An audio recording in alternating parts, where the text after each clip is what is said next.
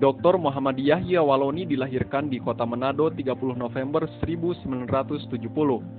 Pada tanggal 18 Ramadan 1427 Hijriah atau tepatnya pada hari Rabu 11 Oktober 2006, beliau bersama istri dan 3 orang putranya sah memeluk agama Islam. Bagi beliau, memeluk agama Islam memiliki makna filosofis dan spiritual. Sesungguhnya bukan pindah agama tetapi kembali ke jalan yang lurus. Sebelum beragama Islam, beliau adalah seorang pendeta atau pelum GKI di Tanah Papua, Klasis Raja Ampat, Sorong Kepulauan, Provinsi Irian Jaya Barat. Beliau juga pernah menjabat ketua atau rektor STT Calvinis Ebenezer Sorong sejak tahun 1997 sampai 2004. Selanjutnya pada tahun 2003 beliau meningkatkan status STT Calvinis ke tingkat universitas yang saat ini dikenal dengan nama Universitas Kristen Papua atau UKIP Sorong. Pada tanggal 28 Januari 2004 beliau mengundurkan diri dari Universitas Kristen Papua atau UKIP. Tanggal 10 Februari 2004 beliau ditugaskan oleh pihak Gereja Kristen Pemancar Injil atau GKPI Tarakan. Beliau bertugas memimpin jemaat di Desa Long Telenjau, Kabupaten Tanjung Selor, Provinsi Kalimantan Timur.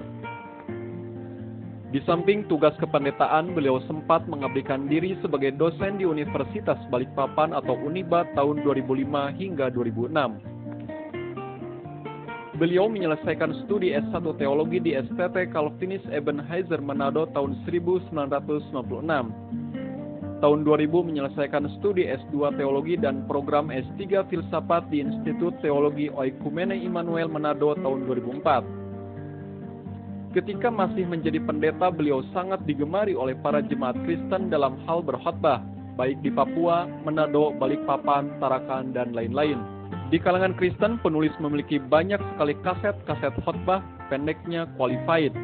Kini beliau sedang belajar Al-Quran dan Al-Hadis.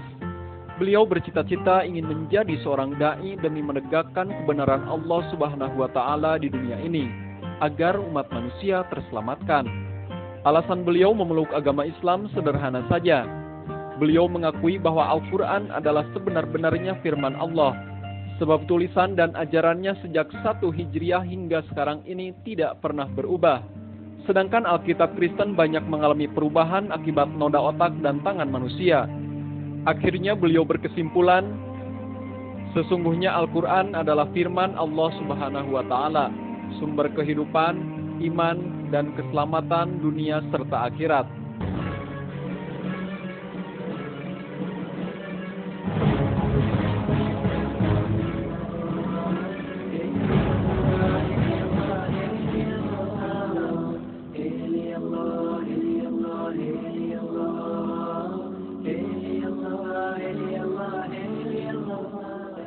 Assalamualaikum warahmatullahi wabarakatuh. Waalaikumsalam warahmatullahi wabarakatuh. Bismillahirrahmanirrahim. Alhamdulillahirabbil alamin. Wassalatu wassalamu ala asrofil anbiya'i sayyidina wa maulana Muhammadin wa ala alihi washabbihi ajmain, amma ba'd. Asyhadu an la ilaha illallah wa asyhadu anna Muhammadar Rasulullah.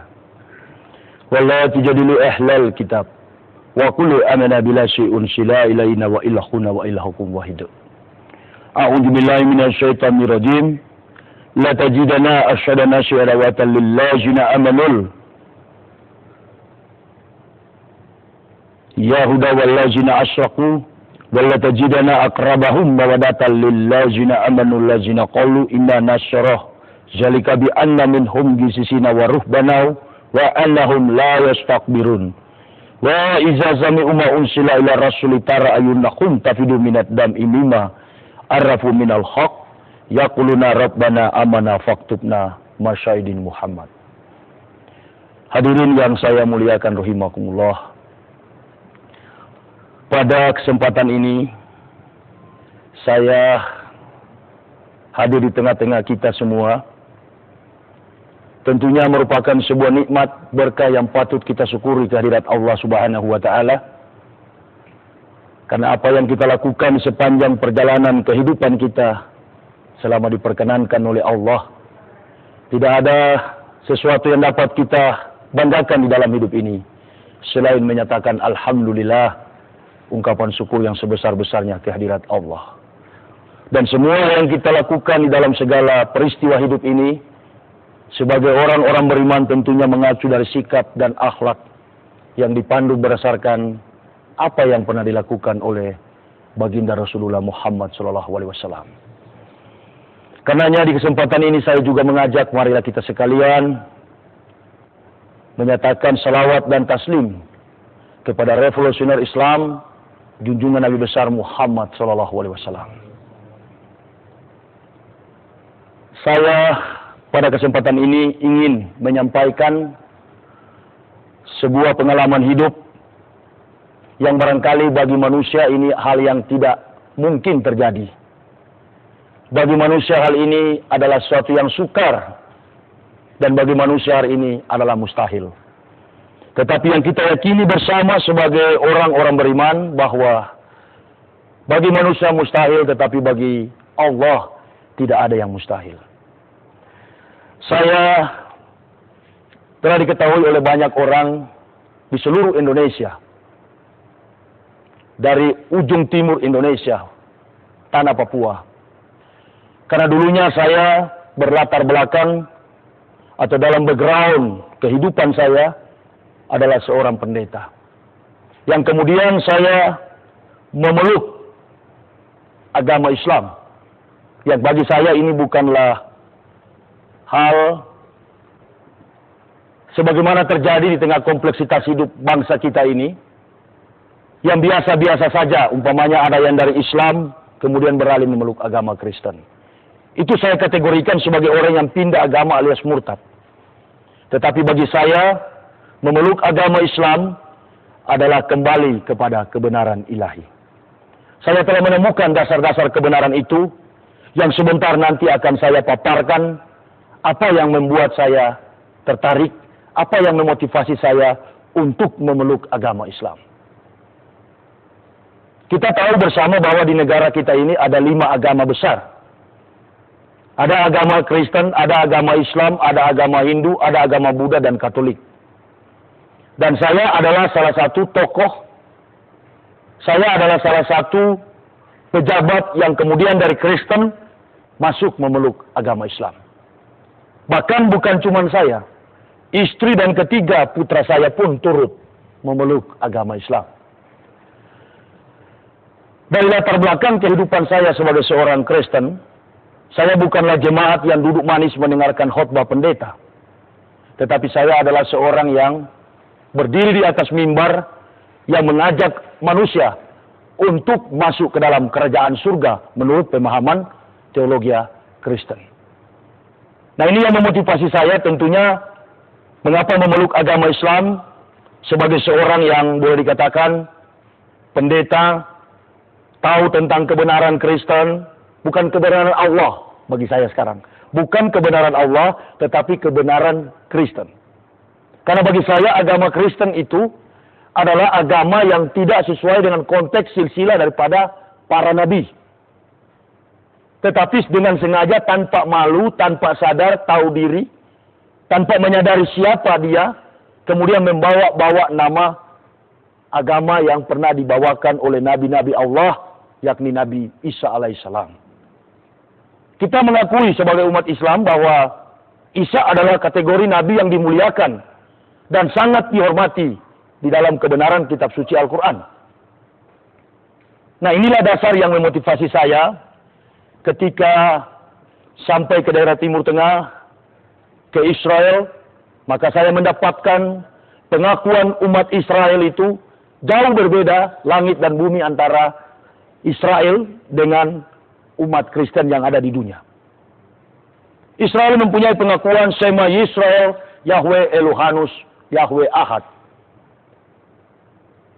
Atau dalam bahasa Ibrani modern, Shema Yisrael, Yahweh Elohenu, Yahweh Ehad. Sama, Ehad mengidentikan dengan keesaan, ketauhidan Allah Subhanahu wa Ta'ala. Nah, persoalan yang prinsip dan mendasar mengapa saya memeluk agama Islam, ketidakpuasan saya mencari sebuah pembenaran ilahi adalah didorong oleh kekuatan ilmiah. Bukan hanya sekedar mimpi, Karena banyak sekali orang yang memeluk agama Islam itu hanya berdasarkan mimpi. Ya saya kalau hanya berdasarkan mimpi, barangkali saya kategori itu 80% saya tidak percaya. 20% saya masih percaya. Mengapa demikian?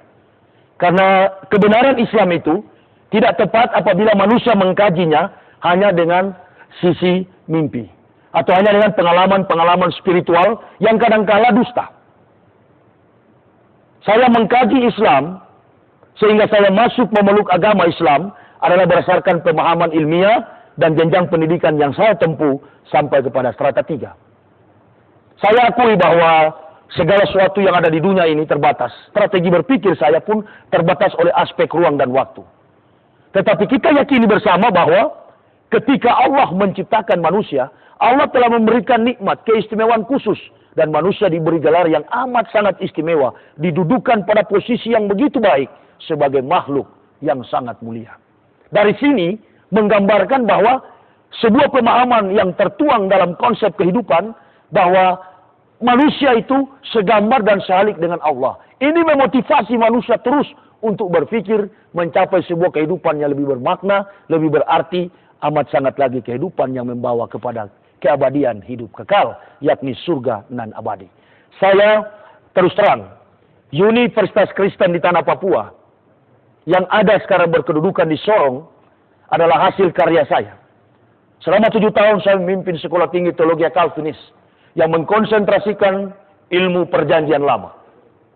Saya banyak mendidik para pendeta bahkan dengan mengajarkan bahasa-bahasa Ibrani yang kemudian menuangkannya di dalam sebuah konsep pemahaman dan terus mencari penyatuan di dalam konsep ketuhanan bersama dengan arus, bersama dengan suasana konteks zaman, dan terus mencapai sebuah persepsi yang sama dengan agama Yahudi.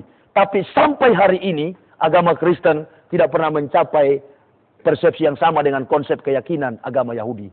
Sementara dalam unsur ketuhanan yang diyakini oleh umat Kristen tentang keilahian Yesus itu hanya berdasarkan pola logika matematika dan asumsi manusia yang banyak sekali diakal-akali oleh seorang individu yang namanya Paulus. Kalau kita perhatikan, kebetulan saya membawa Bible, kebetulan saya membawa kitab suci Kristen, ada ayat-ayat tertentu, makanya saya selalu katakan, kalau saya mendapati satu kata saja, satu kalimat saja, satu ayat saja dari Bible, bahwa Yesus mengatakan dirinya Tuhan dan Juru Selamat, maka saya pasti berani akan kembali memeluk agama Kristen. Tetapi semua isi perjanjian lama dan perjanjian baru, 39 kitab perjanjian lama, dari Beresit, Beresit ini bahasa Ibrani artinya kejadian, dan sampai Maleaki, itu tidak pernah mendapatkan bahwa Yesus Tuhan. Sebaliknya, di dalam Bible ini menceritakan banyak tentang kerasulan baginda Nabi Muhammad SAW. Ini saya bisa buktikan. Saya bisa buktikan. Dan menurut pemahaman teologi Kristen, apa yang diturunkan Allah kepada Yeremia, apa yang diturunkan Allah kepada Yesaya, apa yang dinubuatkan Allah kepada Musa, katanya itu untuk kehadiran nanti Yesus Kristus. Nah, ini tidak tepat dan akan saya buktikan menurut dasar teologi Kristen. Saya tidak dapat membuktikan kenabian Nabi Muhammad di dalam sisi Al-Quran. Karena memang saya dari masa kecil ya hidup di tengah kompleksitas kehidupan 99% pemeluk agama Kristen Protestan, yakni kota Manado. Makanya saya sulit untuk mengetahui Al-Quran secara baik. Bahkan bila kedapatan membaca Al-Quran, otomatis dipukul. Umur 14 tahun, saya pernah mengikuti pengajian dengan teman saya namanya Wadi. Dan kebetulan masih ada masjidnya sampai saat ini. Masjid Al-Munawwarah, Tumumpa, Manado. Dan saya pernah dipukul oleh ayah saya sampai bawa belur. Karena mengikuti pengajian waktu masih remaja. Jadi panggilan saya untuk memeluk agama Islam itu telah terjadi ketika saya remaja. Nanti digenapi oleh Allah pada tahun 2006. Ketika saya sudah menjabat sebagai pendeta malang melintang. Dan banyak jasa bagi gereja. Mungkin suasana ini saya pingin sekali untuk dihadiri oleh umat Kristen. Sebenarnya paling bagus kalau ada umat Kristen. Karena saya punya alasan yang kuat Saya punya dasar teologi yang kuat. Mengapa? Di kalangan Kristen saya dapat membuktikan begitu banyak dasar-dasar teologi, dasar-dasar kebenaran yang menunjukkan tentang kehadiran Nabi Muhammad. Makanya di tiap-tiap tempat saya diundang untuk berceramah, memperkenalkan diri terkait dengan eksistensi kami sekeluarga meluk agama Islam. Itu selalu saya mengatakan bahwa saya tidak pernah diislamkan oleh seorang al-ustaz. Saya tidak pernah diislamkan oleh seorang kiai. Saya tidak pernah diislamkan oleh seorang kaum muslimin wa muslimat. Artinya tidak ada pihak atau siapapun yang memotivasi kami sekeluarga memeluk agama Islam. Tetapi sebaliknya justru saya diislamkan oleh kepalsuan, kebohongan, dan ketidakbenaran kitab suci saya ini, Kristen. Saya bisa tunjukin, ada 2 kitab di tangan saya, bahkan 3. Saya bisa katakan bahwa bahasa yang difungsikan oleh Nabi Isa alaihissalam, yang di Yesus Tuhankan itu, adalah bahasa Arab. Saya bisa buktikan dari ketiga kitab ini. Makanya ketika orang Kristen yang tidak pernah ke Yerusalem, mereka berkata, itu di sana Timur Tengah itu tempat Bani Israel hidup adalah Yerusalem. Padahal bahasa di sana bukan Yerusalem, Urusalimu. Dan di dalam abjad-abjad Ibrani, Urusalimu itu tidak pernah ada abjad vowel. Semuanya adalah abjad-abjad konsonan atau abjad huruf-huruf mati. Nah makanya ketika kita berbicara tentang perjanjian lama, orang Kristen banyak terjebak dengan penipuan. Orang Kristen banyak terjebak dengan kebohongan dari pihak-pihak penulis-penulis kitab. Nah ini yang menunjukkan bahwa manusia Kristen itu, orang-orang Kristen adalah orang-orang yang sebenarnya sudah tertipu oleh konsep Yahudi dan Yunani. Tapi mereka belum sadar. Lagi pula di pihak lain, Islam itu adalah agama yang mahal. Islam itu bukan setiap orang yang mendapatkan hidayah dari Allah. Jadi ketika orang mendapatkan hidayah dari Allah, maka dia akan sampai kepada Islam. Tetapi Allah buat Islam itu hadir di dunia ini dipandang oleh manusia terlalu hina. Makanya gengsi orang kafir itu, orang Kristen atau agama di luar Islam, itu memandang Islam itu terlalu rendah. Karena melihat individu-individu muslimin wa muslimat. Kaum muslimin wa muslimat yang berbuat sesuatu yang negatif, itu yang mereka jadikan landasan untuk mengukur atau menilai Islam. Mereka tidak menggunakan aksiologi. Bagi saya pribadi, benar tidaknya sebuah agama, kita harus melandaskan diri pada pemahaman aksiologi. Aksiologi ini saya pernah pelajari ketika saya belajar filsafat. Aksiologi ini adalah 3 cabang filsafat nilai yang terrealisasi baik dalam praktek hidup manusia, baik fisik maupun psikologis. Jadi 3 filsafat nilai ini ada etika, ada logika, dan ada estetika. Saya mau katakan bahwa tisu ini bagus. Tetapi saya juga sebaliknya mengatakan Bible ini tidak bagus. Ini yang disebut estetika. Menilai, mengukur indah dan jelek di seputar realitas kehidupan manusia. Kedua adalah logika. Logika adalah ilmu yang mengukur, ilmu yang menilai salah dan benar menurut pandangan rasio, pikiran. Dan yang ketiga adalah etika. Etika ilmu yang mengukur salah dan benar menurut pandangan yang terjadi di dalam kehidupan fisik manusia. Ini etika. Nah kalau kita ukur 2 komunitas agama, Kristen dan Islam, mengapa saya hanya pakai 2 agama? Karena dulu saya beragama Kristen, tapi sekarang saya beragama Islam. Nah ini yang memotivasi saya. Dari sisi aksiologi, saya katakan Kristen tidak punya nilai apa-apa. Di mana ada manusia Kristen, di situ banyak kemaksiatan terjadi. Mari kita buktikan. Contohnya waktu saya masih hidup sebagai pendeta. Di Sangir, tempat kelahiran saya, kampung halaman saya, pendeta-pendeta itu tidak berani naik mimbar kalau tidak minum cap tikus. Harus tahu itu cap tikus supaya wawasan kita di dalam budaya Indonesia ini kuat, ya. Kita akan memahami minuman-minuman yang ada di negara kita. Bagus. Karena memang Belanda meninggalkan Kristen supaya umat manusia ini semua rusak di Indonesia. Cap tikus itu adalah enau, kemudian dia dimasak, ya. Uapnya itu disaring, dan itulah jadi cap tikus. Makanya kalau orang Manado minum itu, langsung jadi tikus, masuk got. alias mabuk ya. Nah, pendeta terbiasa dengan hal ini. Pendeta terbiasa dengan hal ini. Di dalam dogmatika gereja dikatakan bahwa Yesus yang lahir dan datang ke dunia itu adalah Tuhan. Tapi ada syarat. Begitu datang ke dunia sebagai Tuhan, dia harus mati. Dia mati di tangan orang berdosa. Jadi manusia kita ini termasuk Islam, Kristen, Buddha, Hindu, Katolik, Protestan, Prosetan, agama apa saja. Ya banyak agama Prosetan, termasuk Ahmad Musadik itu ajaran baru, agama Prosetan. Karena tidak ada lagi Nabi selain Nabi Muhammad, Ahmad Musadik yang jadi Nabi baru. Begitu ya. Nah, ketika Yesus itu datang, dianggap oleh Paulus dia adalah Tuhan. Karena ada 3 hal yang membuat Paulus termotivasi untuk menjadikan Yesus Tuhan. Yang pertama, Paulus menganggap kehadiran Yesus tanpa ayah adalah merupakan peristiwa spektakuler yang sangat ajaib, yang tidak mungkin dilakukan kalau bukan Allah sendiri yang melakukan hal itu maka terjadi. Jadi Paulus bermatematika, Paulus berasumsi, mengatakan bahwa, barangkali inilah Tuhan, karena sudah tidak ada nabi lagi yang akan muncul. Paulus lupa bahwa akan ada nabi yang nanti akan muncul setelah kemunculan Isa, dan setelah dimuliakannya Isa, baru nanti akan datang 576 tahun kemudian. Yang kita yakini bersama, itulah Nabi Muhammad. Nah, oleh karena itu, Yesus datang ke dunia, ada syarat.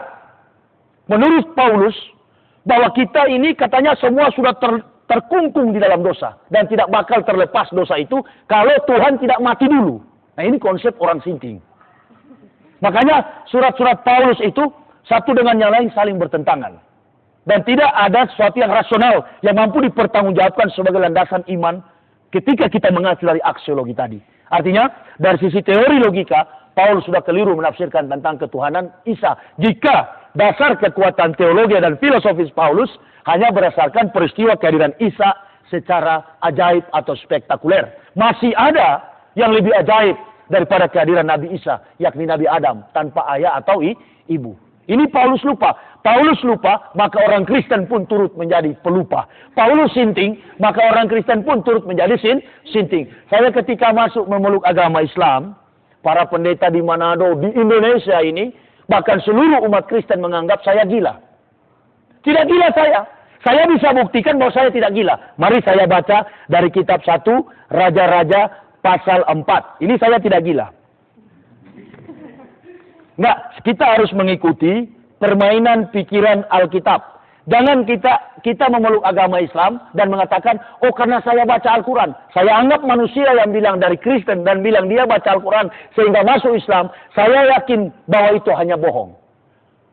Karena manusia-manusia Kristen itu kuat mempertahankan dogma ketuhanan Yesus Kristus. Saya tidak suka ada orang masuk Islam dengan cara-cara yang munafik, yang akhirnya berujung pada ketidakmampuan mempertanggungjawabkan eksistensi kebenaran Islam. Nah, mari saya buktikan bahwa memang saya tidak gila bersama-sama dengan istriku yang tercinta dan anak-anakku. Ini di sini di tangan saya, ini ada Alkitab, Lembaga Alkitab Lai tahun 1991 dan Alkitab Lai tahun 2006, berarti baru. Ya. Tapi sama, Alkitab tahun 1991 masih berlaku di 2008 sekarang. Bisa dibawa ke gereja. Sama dengan isinya Pak Pendeta. Namun anehnya, begini. Di dalam kitab 1 Raja-Raja 4 ayat 26, begini Alkitab tahun 91 bilang. Alkitab tahun 91 bilang. Lagi pula Salomo mempunyai kuda, 4.000 kandang, untuk kereta-keretanya, dan 12.000 orang berkuda.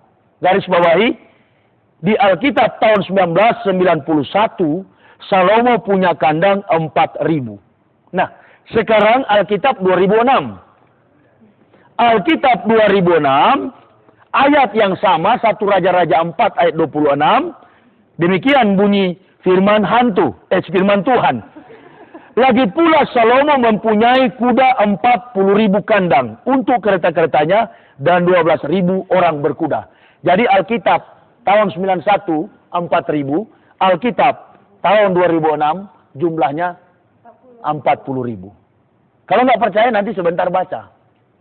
Dan saya harap, apa yang saya percakapkan pada sore ini, dialog kita ini, kiranya kaset ini akan menjadi milik juga saudara-saudaraku yang Kristen. Saya harap, maka biarlah kaset ini akan menjadi berkah dan petunjuk hidayah Allah. Saya siap menerima risiko apapun, tapi yakinlah bahwa tidak ada risiko. Sebab saya dikenal oleh gereja tidak pernah membuat pelanggaran ini dan itu. Dan pun saya keluar dari agama Kristen, memeluk agama Islam, pamit kepada ketua sinode, dan beliau sempat pingsan. Karena beliau takut dengan raja-raja ini saya buka salah satunya. Salah satu dari ke-18.000 data-data kepalsuan yang saya dapati.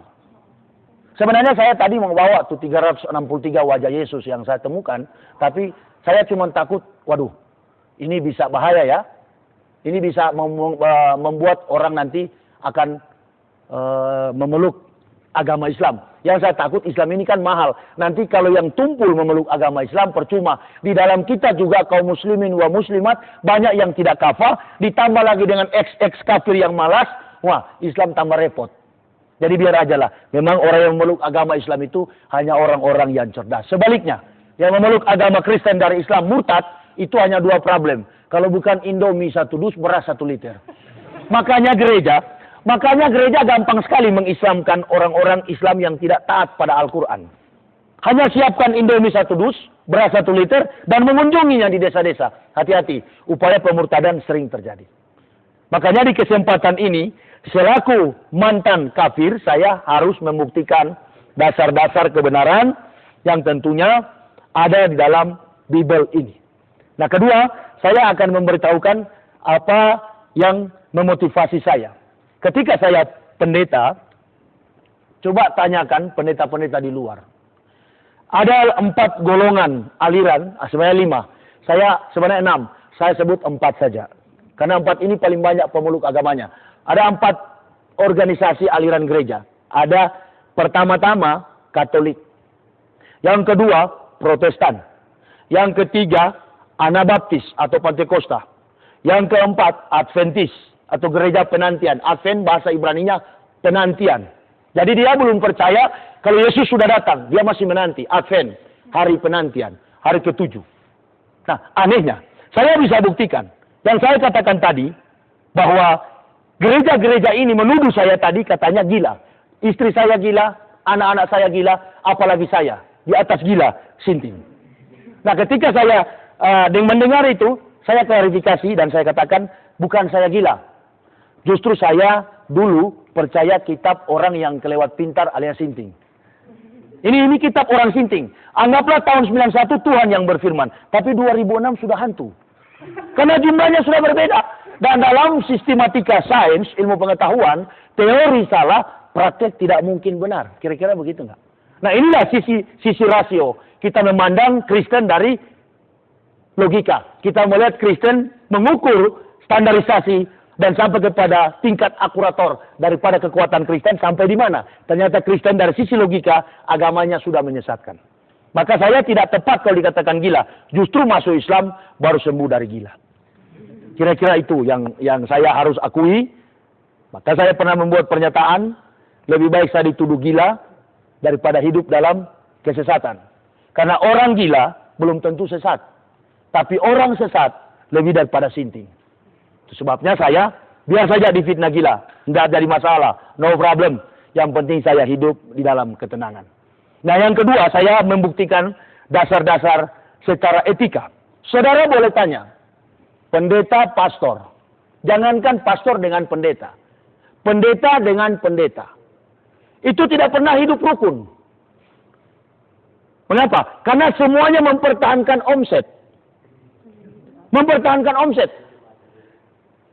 Semuanya berdasarkan dari dasar teologi Kristen tentunya. Dari mana Pak Pendeta nggak pernah damai dengan Pak Pendeta?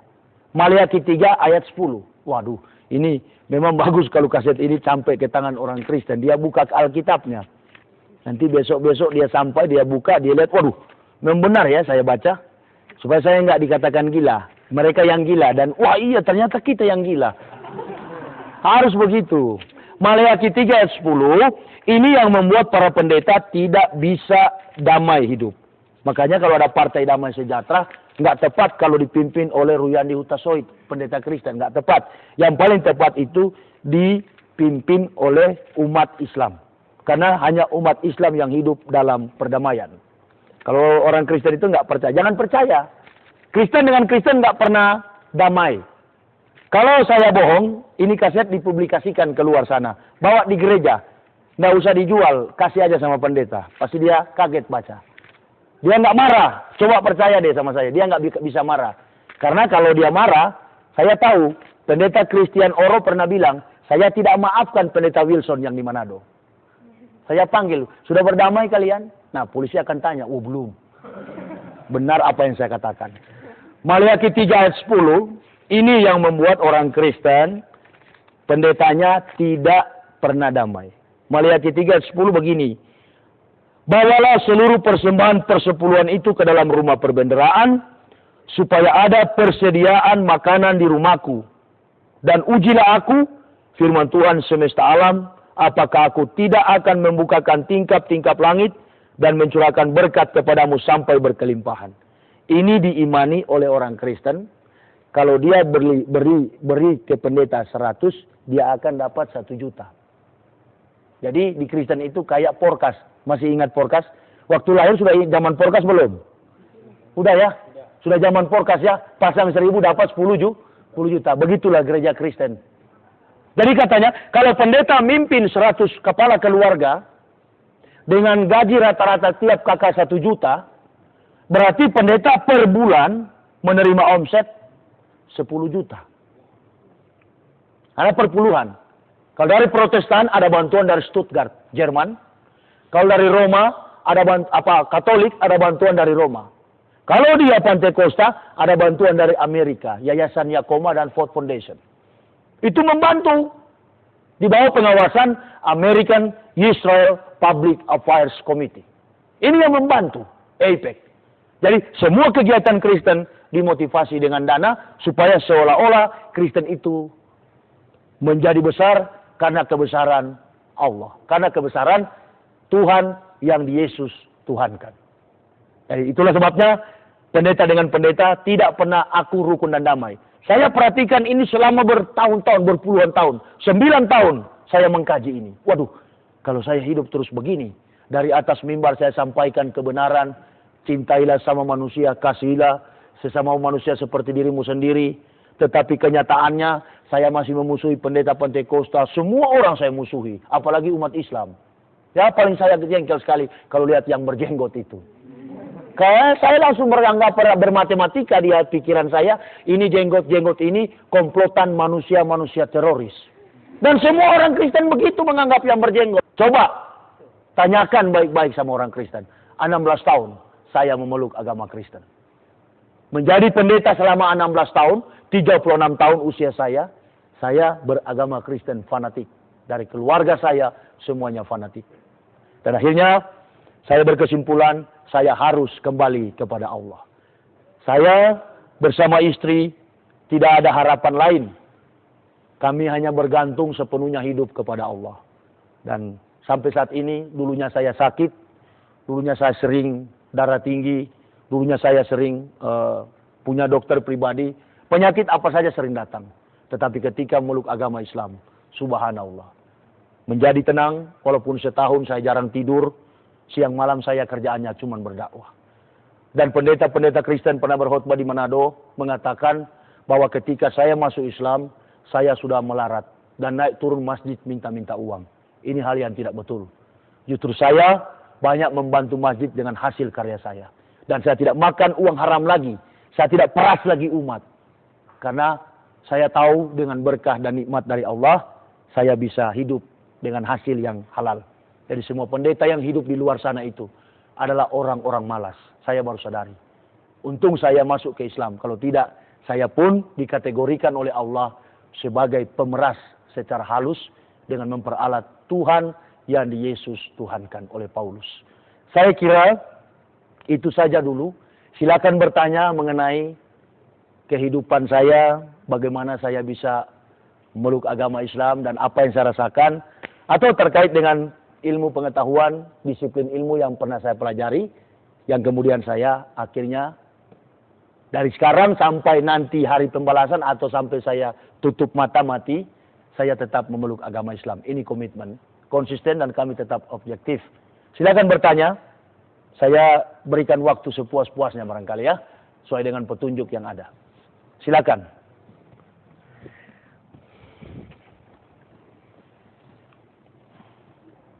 Ya, silakan bertanya. Bismillahirrahmanirrahim. Assalamualaikum warahmatullahi wabarakatuh. Waalaikumsalam warahmatullahi wabarakatuh. Yang saya ketahui tentang Kristen itu, Ustaz, mereka itu kuat dalam menjaga dogma mereka. Apa betul seperti itu? Terus yang kedua, pengalaman Ustaz sebelum masuk Islam itu gimana, Ustaz? Baik. Terima kasih, Ustaz. Assalamualaikum warahmatullahi wabarakatuh. Waalaikumsalam warahmatullahi wabarakatuh. Saya akan jawab dulu ya. Orang Kristen kuat mempertahankan dogma hanya dipengaruhi oleh 2 ayat. Yang lain-lain itu tinggal tambahan. Kalau kita dapat berfilsafat dan meruntuhkan 2 ayat ini, maka orang Kristen tidak akan bertahan untuk memeluk agama Kristen lagi. Perhatikan ayat-ayat itu. Tulis. Yohanes pasal 3 ayat 16. Ini ayat-ayat yang kuat yang dipertahankan oleh orang Kristen. Dan saya akan jelaskan. Yohanes 3 ayat 16, tanpa Bible pun saya tahu bunyinya. Karena memang itu Alkitab itu sudah di sini sama saya. Makanya pendeta-pendeta di Indonesia ini pernah saya kirim surat di PGI, Persekutuan Gereja Indonesia, untuk diajak debat. Semuanya bilang berdiam diri adalah emas. Mereka nggak berani. Karena dari sekian banyak orang sinting, saya yang paling sinting. Maka Allah bilang, ya sudah, karena itu yang paling berat sintingnya disadarkan dulu. Yang lain biar aja dulu, nanti sudah stadium 4 baru disembuhkan. Yohanes 3 ayat 16 bunyinya begini. Ini yang orang Kristen kuat mempertahankan dogmatika gereja atau ajaran gereja. Karena begitu besar kasih Allah, enggak bisa bilang Allah ya. Allah dia. Allah mak. Karena begitu besar kasih Allah akan dunia ini, sehingga ia telah mengaruniakan anaknya yang tunggal. Supaya setiap orang yang percaya kepadanya tidak binasa, melainkan beroleh hidup yang kekal. Makna filosofis yang terkandung dari ayat ini menunjukkan bahwa Tuhan katanya di surga itu sudah sayang betul sama manusia. Mengasihi betul manusia. Maka dia turun di dalam diri manusia Yesus Kristus. Nah, jadi pemahaman para pendeta sampai ke tingkat grassroots jemaatnya menganggap bahwa Yesus dituhankan itu atas dasar pengasihan Allah yang tidak dapat lagi menyelamatkan umat manusia selain dia sendiri yang harus mati. Ini pemahaman gereja. Jadi umat Kristen itu sudah ketipu oleh konsep filsafat Yunani. Jadi sudah tidak ada pertolongan lagi karena bukan zaman para nabi menurut dogmatika dan teologi Kristen. Bahwa tidak ada penyelamatan lagi, ini sudah tidak ada nabi. Kalau kita bicara dalam sistematika politik Timur Tengah, ini akan berusaha menghapus kenabian nanti yang akan datang, yaitu baginda Muhammad Sallallahu Alaihi Wasallam. Jadi sengaja ini Yesus dituhankan, diperalat untuk menjadi Tuhan. Sehingga dia sini mempunyai 3 jabatan. Setiap orang yang percaya kepadanya tidak binasa, melainkan beroleh hidup yang kekal. Jadi paling mudah, kalau mau masuk surga, masuk agama Kristen saja. Hanya percaya selamat. Jadi hanya syarat itu, tidak ada dosa yang membatasi. Pokoknya siapa yang percaya, pasti masuk surga. Itu dogma Kristen. Nah makanya banyak orang peluk agama Kristen. Karena cukup percaya. Yesus datang ke dunia, karena dia mengasihi dunia, mengaruniakan anaknya yang tunggal, supaya setiap orang yang percaya padanya tidak binasa, melainkan beroleh hidup yang kekal. Jadi seolah-olah Yesus ini adalah penjelmaan Tuhan yang menjadi manusia. Dan selanjutnya dikatakan juga lebih radikal lagi, sangat eksklusif sekali, yakni Yohanes 4 ayat 16. Dia katakan, Yohanes 14 ayat 6, terbalik. Yohanes 14 ayat 6, begini dia punya bunyi. Kata Yesus kepadanya, akulah jalan dan kebenaran dan hidup. Tidak ada seorang pun yang datang kepada Bapa kalau tidak melalui aku. Nah ini seolah-olah makna yang terkandung di dalam ayat ini, ya, Yesus punya 3 jabatan, yakni jalan, kebenaran, dan hidup. Jadi orang yang akan sampai ke surga tidak akan sampai katanya kalau tidak melalui Yesus. Artinya, Orang tidak akan sampai ke surga kalau tidak beragama Kristen dan mengakui Yesus Tuhan. Makanya orang Kristen kuat mempertahankan dogma. Sampai kapanpun Yesus tetap Tuhan. Sampai kapanpun Yesus dan Kristen itu adalah sarana fasilitas untuk mencapai surga. Itu sebabnya sampai hari ini orang-orang Kristen di luar itu menganggap kita ini umat muslim, kaum muslimin wa muslimat adalah orang-orang yang dikategorikan sebagai domba-domba sesat. Iya, semua pendeta Kristen umatnya menganggap umat Islam itu domba-domba sesat yang perlu katanya diselamatkan. Dan mereka ini adalah domba-domba tebusan yang disebut Israel rohani. Padahal dari nenek moyangnya tidak ada daftar silsilah orang Indonesia masuk kategori Bani Israel. Sementara Yesus juga datang bukan untuk orang Indonesia, bukan orang Amerika, bukan untuk dunia ini. Tetapi Yesus datang secara spesifik untuk Bani Israel. Saya bisa buktikan. Di dalam Matius pasal 15, apa yang saya ucapkan punya landasan yang kuat. Bahwa Yesus bukan untuk orang Kristen. Matius 15 ayat 24, dia bilang begini. Akan relevan dengan yang tadi. Yohanes 14 ayat 6. Matius 15 ayat 24, dia bilang, jawab Yesus, aku diutus hanya kepada domba-domba yang hilang dari umat Israel. Dia tadi dikatakan, tidak seorang pun yang sampai kepada Bapa dalam pemahaman teologi Kristen adalah Allah. Jadi tidak seorang pun yang sampai kepada Allah kalau tidak melalui aku. Aku ini maksudnya Yesus. Nah sekarang timbul pertanyaan Matius 15 ayat 24. Yesus berkata, aku datang kepada domba-domba yang hilang dari orang Israel. Nah bagaimana dengan nasib orang Kristen yang menganggap bahwa Yesus jalan kebenaran dan hidup. Sementara Yesus mengkomplain. Jangan-jangan Yohanes 14 ayat 6 ini hanyalah suara seorang pembohong dan penipu. Karena buktinya memang di daerah Timur Tengah sana, Yesus di kalangan Bani Israel sendiri tidak pernah derajatnya menjadi Tuhan. Dia tetap nabi, namanya Yeshua Hamasya. Makanya saya pernah ditanya oleh seseorang begini, Pak Yahya, kenapa sih ente seorang pendeta, seorang rektor? Kok bisa sekali, mudah sekali ente masuk Islam? Saya katakan begini, di zaman Uni Emirat Arab, Tuhan saya itu Isa Al-Masih. Di tengah kompleks kehidupan iman dan hidup Yahudi, Yesus itu, Tuhan saya dulu itu adalah namanya Yeshua Hamasya. Abad 21, namanya Yesus Kristus. Saya takut ke depan namanya James Bond. Nah iya, bisa-bisa James Bond, bisa-bisa Bruce Willis, bisa-bisa jadi Jackie Chan, dan lain sebagainya. Atau Arnold Schwarzenegger. Bisa-bisa saja. Karena setiap saat berubah. Sebagaimana megaloman ya. Berubah-ubah terus. Nama Yahya, Nabi Yahya, dirubah jadi Yohanes. Petrus, nama Kefas, dirubah jadi Petrus. Ini. Yang dipersembahkan di Gunung Moria adalah Ismail. Diganti oleh Ishak. Padahal waktu itu dalam kitab suci Kristen sendiri, Kejadian 18 dan 22 mengatakan, jangankan Ishak lahir, di kandung badan pun belum. Nah ini merupakan kitab suci orang Sinti. Makanya saya tidak mau percaya ini. Anggaplah ini saya anggapkan sekarang ini. Ini masih lebih berharga daripada, majalah Bobo lebih berharga daripada ini. Orang Kristen nggak boleh marah.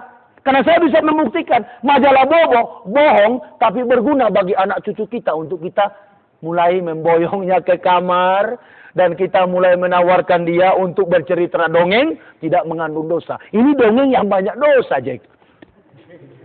Ya, kalau mem kan masih agak-agak tidak sopan ya. Ini dongeng yang banyak dosa. Dongeng yang menyesatkan sekaligus menjerumuskan manusia ke dalam jurang maut. Ya, kalau manusia Kristen mempertahankan dogma semacam ini, maka kita harus lawan dengan Lukas 16 tentang bagaimana Lazarus dan orang kaya mati. Nanti kan di kemudian hari, kalau sudah mati, umpamanya kita semua mati dan orang Kristen semua juga mati. Nanti di surga sana, di hari pembalasan itu, ada neraka, ada surga. Dipanggil semua orang Kristen. Dipanggil juga nabi-nabi. Hei Ibrahim, ente, Musa, Isa, Nabi Muhammad, turun, mana umatmu, pilih. Wah, baru Allah panggil sama Isa alaihissalam.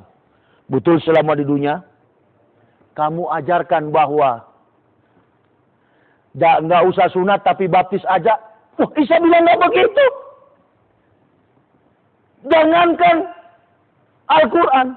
Di dalam kitab sucinya dia sendiri, saya tidak pernah dibaptis, tapi saya disunat, kata Isa. Allah bilang, coba buktikan. Mana Bibelmu? Di Lukas 2 ayat 21. Isa nggak dibaptis, disunat. Yesus nggak dibaptis, tapi disunat. Matius, Lukas pasal 2. Kebetulan nih Alkitab ini dari tahun 91 saya sudah kuasai. Ya, cuma simbol saja saya pegang. Makanya pendeta-pendeta takut kalau berdebat. Karena saya sudah kuasai ini. Dari A sampai Z, mau bilang tentang apa? Tentang kehidupan yang palsu. Saya tahu. Di sini tempatnya, posisinya, bunyinya saya masih hafal. Ya kalau kategori kiai di Islam, saya Jainuddin MZ masih hafal ini. Ya hafal tuh sisi Al-Quran. Ya, mudah-mudahan saya juga jadi orator seperti beliau. Insyaallah. Dan memang tugas saya itu, harus cita-cita saya kuat. Mari kita buktikan, Yesus dibaptis atau disunat. Lukas pasal 2, ini bukan Al-Quran ya, Bible. Lukas 2, ayat yang ke-21. Begini bunyinya. Yesus disunat dan diserahkan kepada Tuhan. Waduh, Yesus disunat diserahkan kepada Tuhan. Lantas Tuhan mana lagi nih Yesus? Memang nih agama Kristen Tuhannya double. Ada Tuhan yang baru lahir dan ada Tuhan yang melahirkan, menciptakan. Jadi saya hebat sekali dulu waktu Kristen. Saya punya Tuhan 2. Semacam mobil itu double gardan. Jadi kalau Tuhan satu nggak dengar, ada. Kalau Tuhan pencipta nggak dengar, ada Tuhan yang menciptakan dengar doaku. Maka Lukas 21 dia katakan, dan ketika genap 8 hari dan ia harus disunatkan, ia diberi nama Yesus, yaitu nama yang disebut oleh malaikat sebelum ia dikandung ibunya.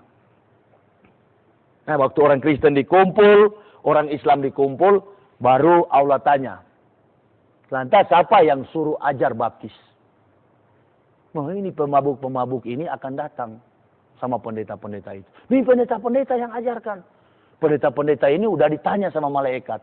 Pendeta-pendeta katakan, wah bukan kami. Kami cuma mengacu dari apa yang Paulus bilang. Panggil Paulus. Ini Paulus dalam riwayat hidupnya, kakinya pengkor, matanya picak, dan kepalanya botak. Ini orang ini yang mengisahkan, yang mentuhankan Nabi Isa. Dia yang meyesuskan Nabi Isa. Padahal sebenarnya kalau kita lihat di gambar-gambar orang Kristen, kenapa sih kita nggak mau berpikir? Gambar-gambar di rumah yang tersalib, kalau kita lihat secara antropomorfis. Antropomorfisme itu, antropos manusia, pisme itu bentuk. Kalau kita lihat yang di dinding-dinding rumah orang Kristen, yang begini itu pakai sempak itu bukan orang Arab. Tetapi itu orang bule. Nah ini timbul pertanyaan, dari mana ada Nabi bule? Sebenarnya gampang sekali menyebab kebohongan Yahudi dan Yunani. Cuman orang Kristen itu saya katakan tadi, sudah sesat. Sehingga dia lebih daripada sinting, sudah buta huruf. Karena tidak mau keluar dari kungkungan kegelapan itu. Banyak sekali hal-hal yang mempertahankan mereka sehingga mereka kuat bertahan pada ajaran Kristen. Tapi intinya hanya 2 ayat tadi. Yohanes 3 ayat 16 dan Yohanes 14 ayat 6. Jadi kalau adik dia jawab dengan hal itu, langsung bertanya saja. Kalau begitu Tuhan datang, Yesus datang itu jadi Tuhan, andaikan betul dia Tuhan, berarti orang nggak usah beragama lagi.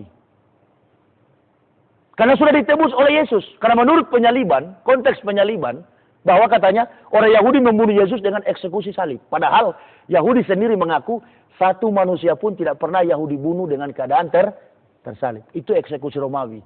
Jadi orang-orang yang pakai kalung salib di jalan itu adalah pengikut Romawi, bukan pengikut Isa. Eksekusi mati orang Romawi itu harus disalib. Dan sebelum Yesus tersalib, ada 2 penjahat yang tersalib duluan. Signatius dan Barabas. Nah ini. Ya tidak usah jauh-jauh lah. Saya waktu masih kecil, ada istilah Sondag School. Sondag School itu sekolah minggu. Belanda yang didik. Guru sekolah minggu saya, Oma Tamapipe ini usianya konon 78 tahun. Dia bilang, Yohanes makan belalang dan madu. Ada teman saya bertanya, Oma, apa itu belalang?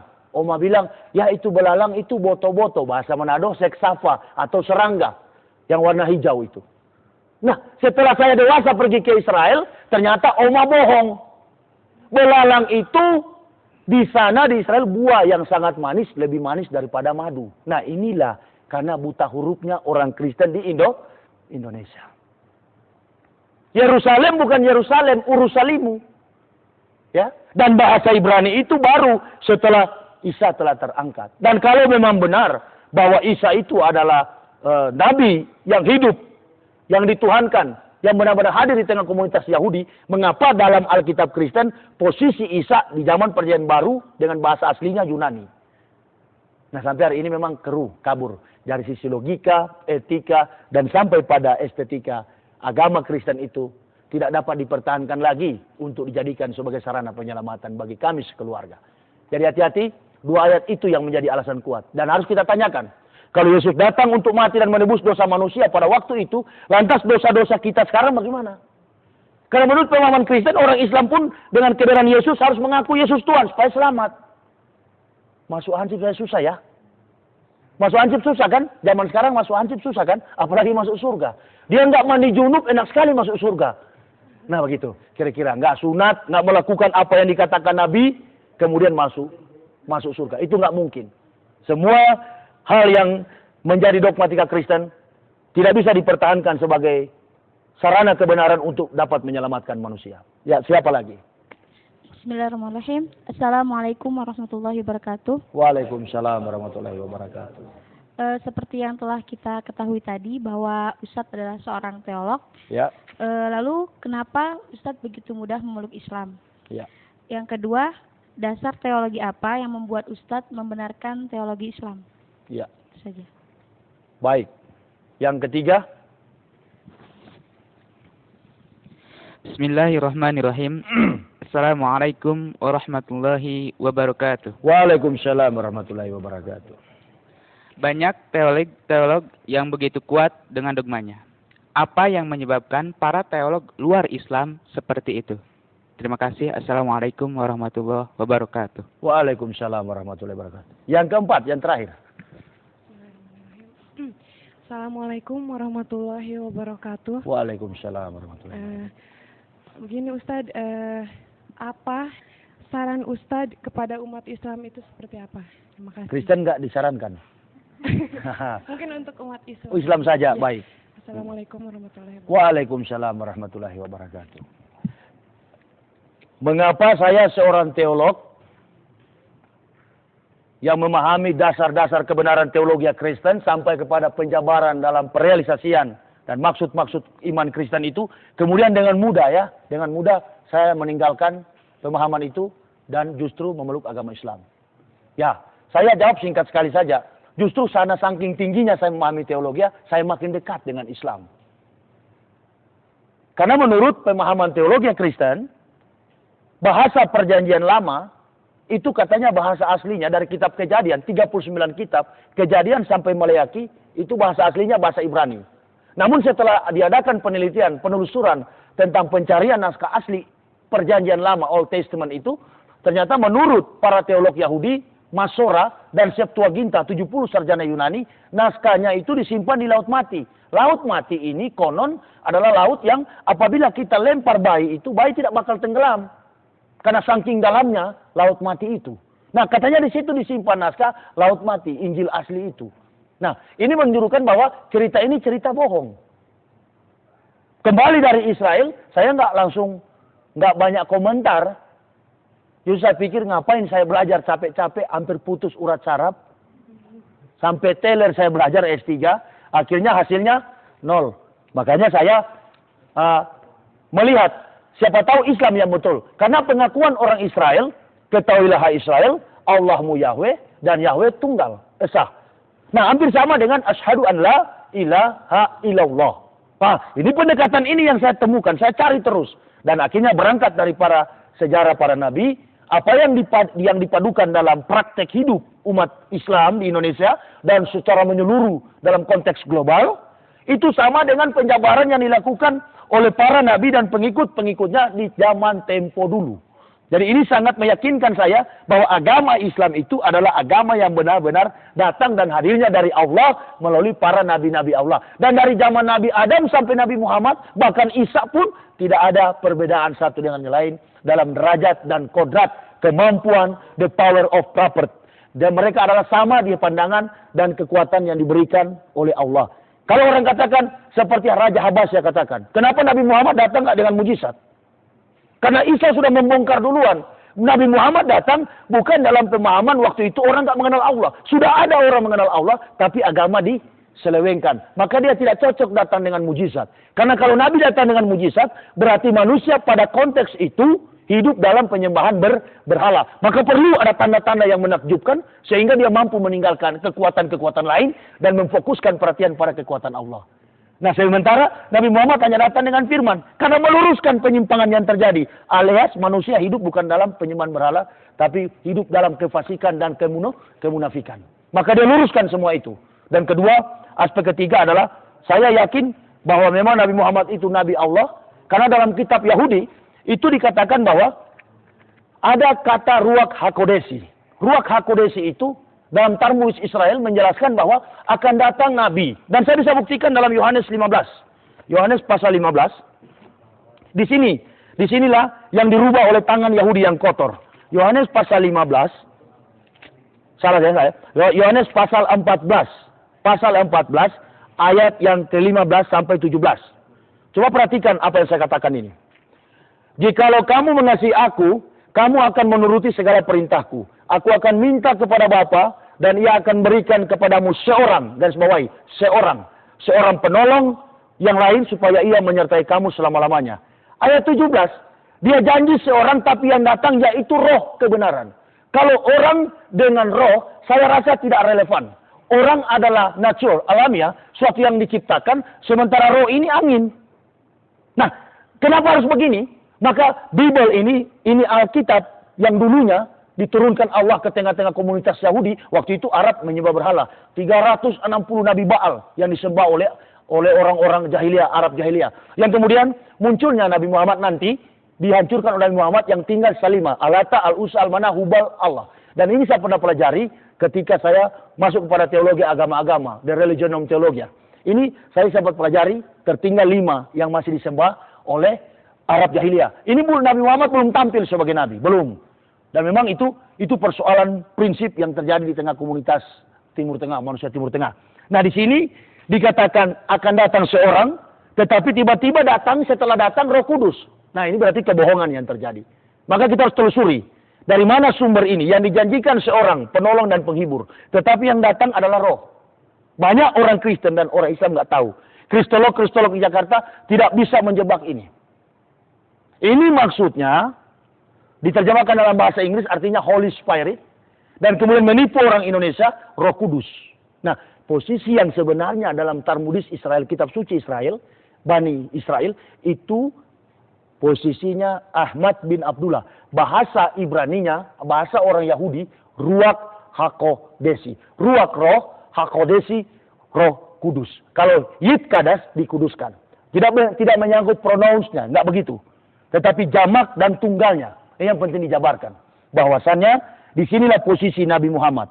Dan saya yakin, ketika memeriksa kamus, ternyata Ahmad bin Abdullah itu adalah Nabi Muhammad. Itu belum yakin, belum luntur saya. Tapi ketika saya melihat perjalanan di kitab-kitab perjanjian lama, bahwa nabi-nabi disunat, bahkan Musa pernah diancam oleh Tuhan, kalau nggak nyunat anaknya, Musa akan dibunuh oleh Tuhan di perjalanan.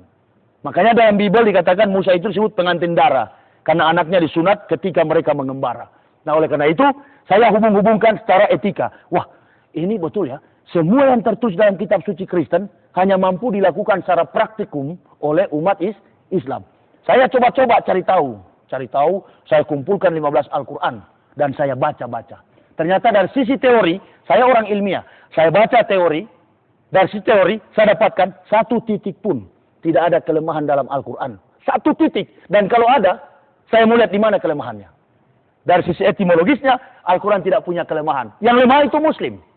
Ketika kita bicara tentang Al-Quran, ketika kita bicara tentang Islam, maka kita akan memfokuskan perhatian pada pemahaman tentang Al-Quran. Ketika kita membicarakan tentang Islam, maka kita harus membicarakan tentang Allah. Dan ketika kita membicarakan tentang Islam, kita akan berbicara tentang kerasulan Nabi Muhammad Sallallahu Alaihi Wasallam. Nah, sekarang sebaliknya, ketika kita bicara tentang Kristen, kita mau bicara Tuhan yang mana? Ketika kita mau bicara tentang Kristen, kita mau bicara Injil yang mana? Sementara banyak orang yang berkata bahwa Injil itu kitab. Isa datang membawa kitab Injil. Loh, tunggu dulu. Di zaman dulu, jangankan zaman Isa, di zaman Nabi Muhammad, tidak ada satu perusahaan kertas yang menciptakan buku.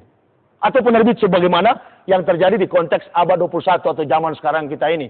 Nggak ada yang mampu menciptakan kitab. Musa saja menurunkan 2 loh batu dari Allah.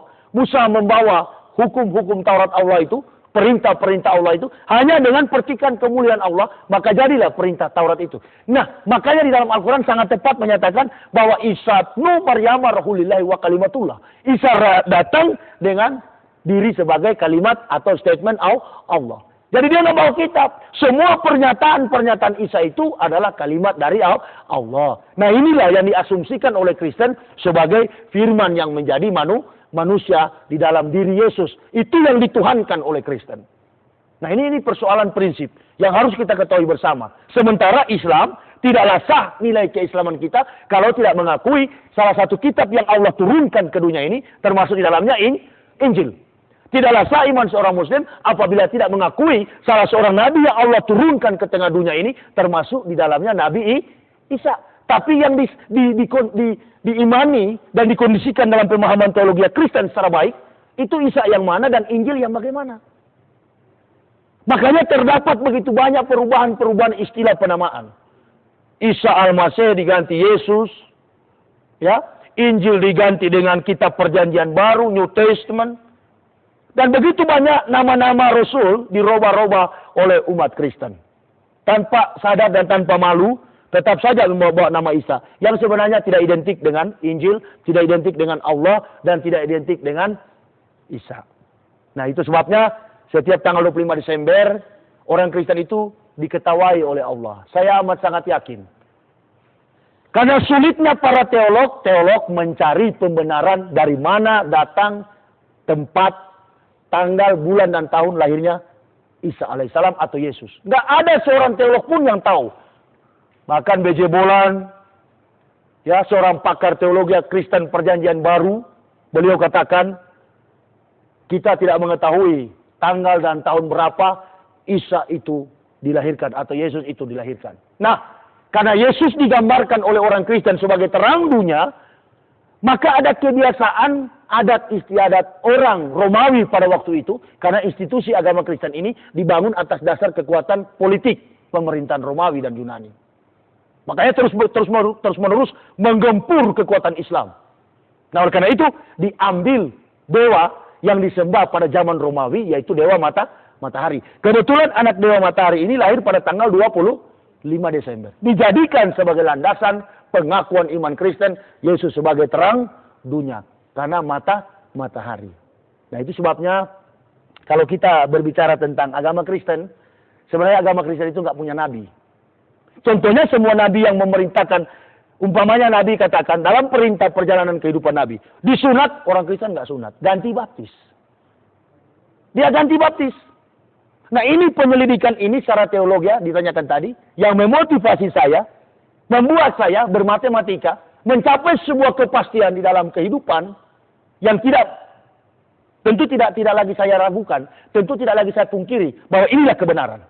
Ketika saya melihat dasar-dasar teologi Kristen dan memadukan di dalam satu panduan dan praktikum yang terjadi dalam konteks kehidupan umat Islam, maka saya berkata, tanpa isi kitab suci pun orang Islam itu masuk surga. Maka saya harus mengikuti syariat-syariat yang ada dalam Islam. Contohnya bersyahadat. Ya, bukan berarti bahwa kita mengakui Nabi Muhammad. Saya analisa. Wah, kalau saya masuk Islam, saya lihat dulu. Jangan-jangan Nabi Muhammad tidak mengakui nabi-nabi lain. Nah, makanya saya beli 15 Al-Quran. Saya baca. Waduh, kalau Nabi Muhammad egoistis, Nabi Muhammad ekstremis, Nabi Muhammad seorang yang eksklusif, maka tidak mungkin dia memantapkan cerita Dia mengangkat kemuliaan Isa itu yang di Yesus Tuhankan oleh Kristen sebagai nabi yang harus dicontohi dalam sikap dan tauladan hari-hari. Makanya dia bilang, Isa, justru kitab suci Kristen kurang menceritakan mujizat Isa. Al-Quran yang paling lengkap. Isa pernah meniupkan tanah, maka jadilah burung. Di Kristen apa? Orang buta berjalan, orang lumpuh orang buta melihat, orang lumpuh berjalan, dan lain sebagainya. Orang mati, bangkit, itu semua dalam Al-Quran. Ini menunjukkan saya salut dengan Nabi Muhammad. Berarti dia adalah seorang Nabi yang diutus Allah. Namun, pemahaman ini tidak bisa saya dasari pada sisi teologi yang secara nyata harus saya pelajari secara etimologis. Karena saya waktu itu dan sampai sekarang masih bodoh membaca Al-Quran. Maka saya, karena punya dasar filosofis yang kuat, dasar pemahaman filsafat dan logika yang kuat, maka saya menstandarisasikan pemahaman kenabian Rasulullah Muhammad itu dalam sisi logika. Saya berpikir begini, Indonesia merdeka tahun 1945. Saya lahir tahun 1970. Indonesia merdeka, pemahaman yang saya terima bukan atas dasar saya mimpi. Tetapi Pak Guru yang berkata, hei murid-murid, Indonesia merdeka tahun 1945. Dengan pemahaman ini, semakin saya yakin dan seluruh murid-murid lain, bahwa Indonesia betul merdeka. Diselidiki dalam praktikum, pelaku-pelaku sejarah mengatakan, betul, pada tahun 1945 Indonesia merdeka. Nah sekarang, saya menganalisis secara baik dengan logika yang sehat, the positive thinking. Bahwa 3.500 tahun perjalanan baginda Nabi Musa dengan Isa. Ini rentang waktu, jarak. 3.500 tahun Musa sampai ke Isa. Isa sampai ke Nabi Muhammad 576 tahun. 3.500 tambah 576 tahun.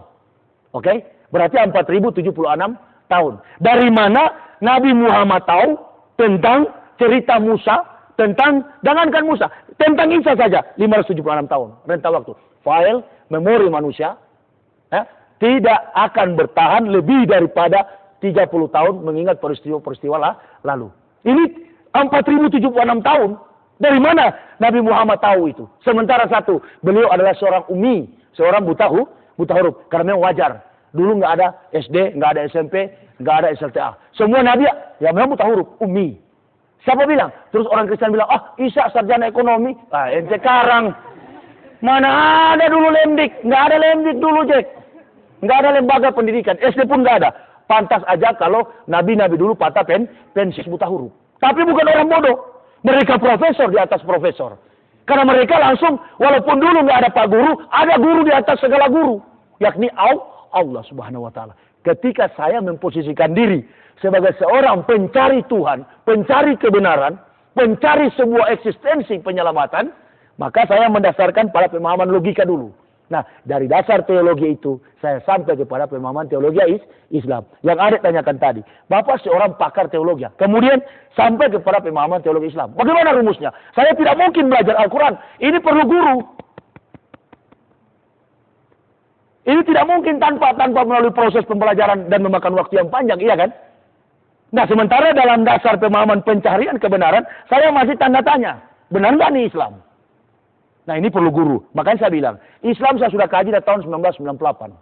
Tapi nanti saya masuk dan sah mengucapkan asyhadu an la ilaha illallah wa asyhadu anna Muhammadar Rasulullah pada tahun 2006. Itu yang saya garis bawahi dalam buku saya, Kebenaran Islam menurut mantan pendeta. Tidak seorang pun sampai pada Islam kalau bukan karena hidayah.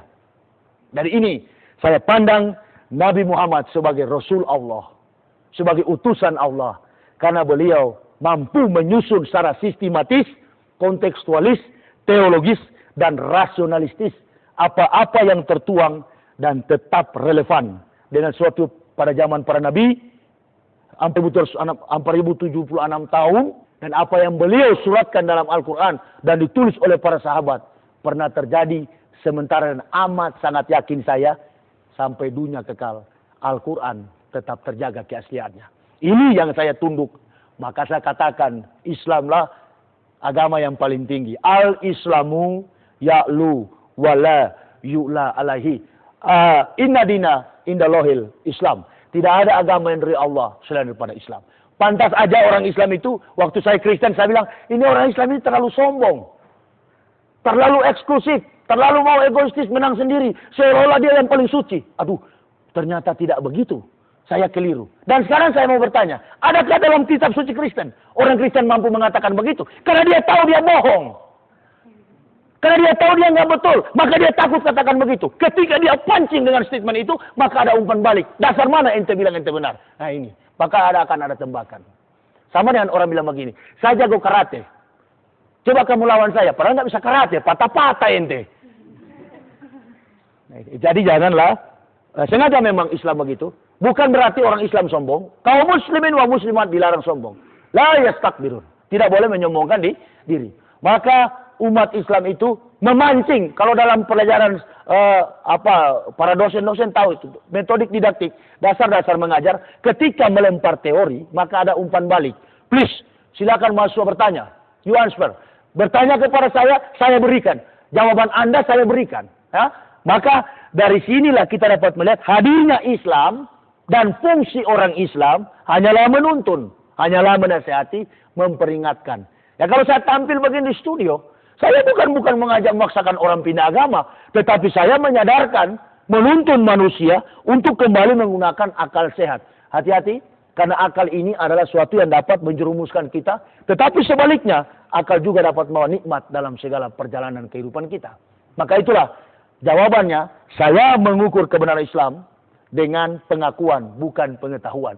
Walau adik mau pancing bertanya kepada saya, Bapak seorang teolog, tapi saya tidak mengedepankan pengetahuan mencari Islam. Namun, Islam, walaupun saya mengedepankan pengakuan, bukan berarti itu Islam tidak syarat dengan ilmu.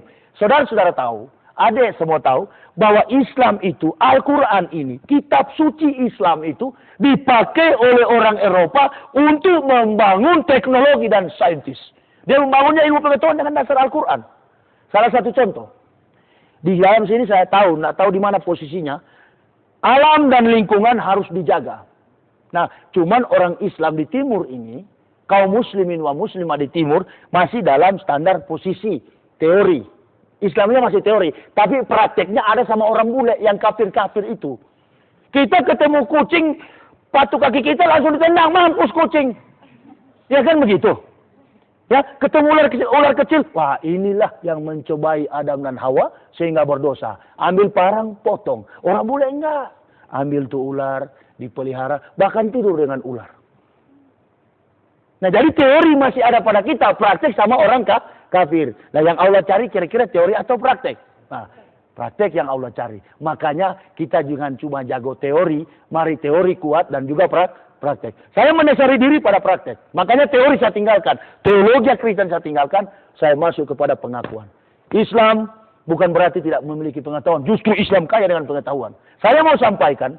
Kalau Islam itu, menurut pemahaman saya, tidak cocok orang bodoh yang peluk agama Islam. Makanya yang tumpul-tumpul di luar sana termasuk Yusuf Roni. Yusuf Roni mantan yang mengaku mantan kiai palsu ya. Yusuf Roni itu padahal penjahat yang sudah keluar masuk penjara.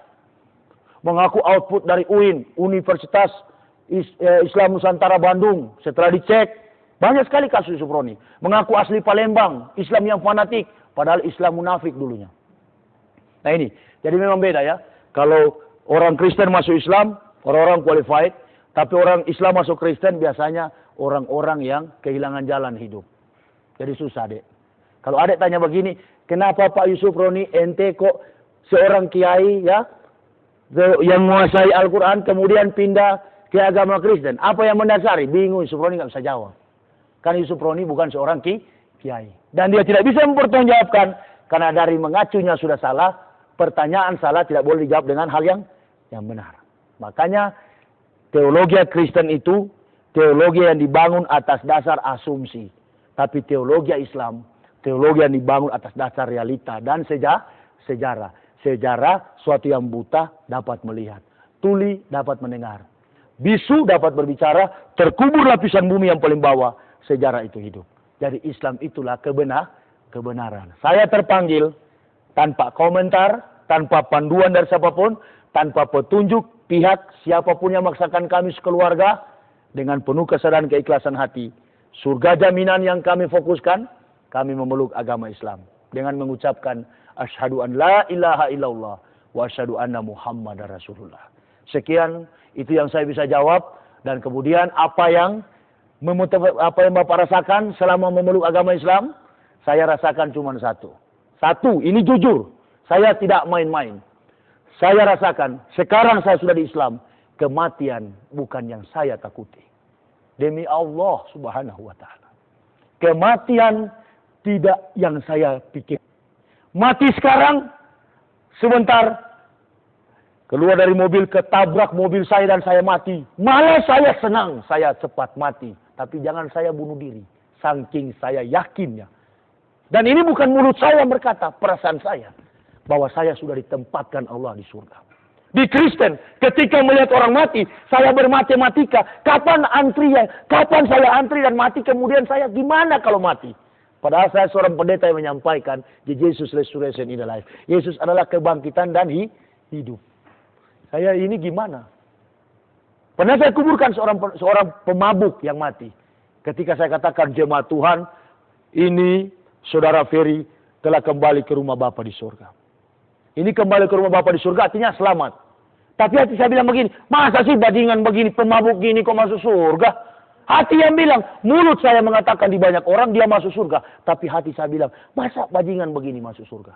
Nah, saya juga pun begitu. Sebagai seorang pendeta, saya berpikir, saya kan kurang ngajar. Tapi nggak usahlah saya ungkapkan dosa-dosa saya yang dulu. Nggak malu saya sudah sekarang ya. Saya sudah kertas putih, sudah masuk Islam, nggak usah lagi disebut-sebut. Ya, nanti dijadikan alasan, dulu pendeta pantas di Islam buat lagi.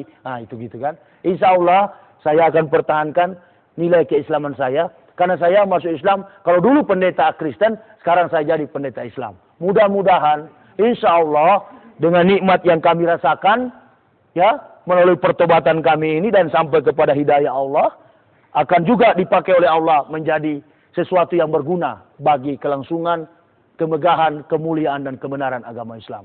Nah sekarang, apa yang paling memotivasi yang Bapak rasakan, begitu ya, pertanyaannya, sehingga Bapak kuat dalam Islam? Satu, ketenangan dan kedamaian selama saya hidup. Ketika ketenangan itu datangnya dari mana, saudara-saudara bertanya, ketenangan itu datang ketika saya menunaikan salat 5 waktu. Padahal cuma 5 menit. Saya hanya Al-Fatihah, beberapa ayat-ayat pendek. Sebaliknya kalau saya tidak melaksanakan sholat, saya seperti dikejar-kejar dengan hutang miliaran rupiah. Seperti ada yang kejar. Pernah saya bertanya kepada istri, Mak, saya punya perasaan nggak tenang. Istri saya bilang, ente sudah sholat? Saya bilang, iya, rupanya belum. Jadi yang membawa saya mempertahankan Islam yang saya rasakan adalah ketenangan, dan yang kedua, mati tidak saya pungkiri. Terima kasih. Hanya ini yang saya bisa sampaikan. Salam saya kepada umat Islam supaya kuat mempertahankan akidah Islam. Jangan sampai menjual Islam hanya karena kenikmatan-kenikmatan dunia. Dan kepada umat Kristen, marilah berpikir membaca, jangan dulu baca Al-Quran. Baca dulu kitab suci saudara, dan kemudian saudara kaji secara baik dengan sejarah, memadukannya dengan prinsip-prinsip praktek yang ada pada umat Islam. Lalu saudara silakan, saudara putuskan. Saudara juga tidak hanya hidup sementara di dunia ini. Saudara tidak hidup kekal, tapi hanya sementara. Saudara akan meraih surganya Allah apabila saudara telah sampai kepada Islam. Terima kasih. Akhir kata saya, ihdinas siratal mustaqim. Wabillahi taufiq wal hidayah. Wassalamualaikum warahmatullahi wabarakatuh.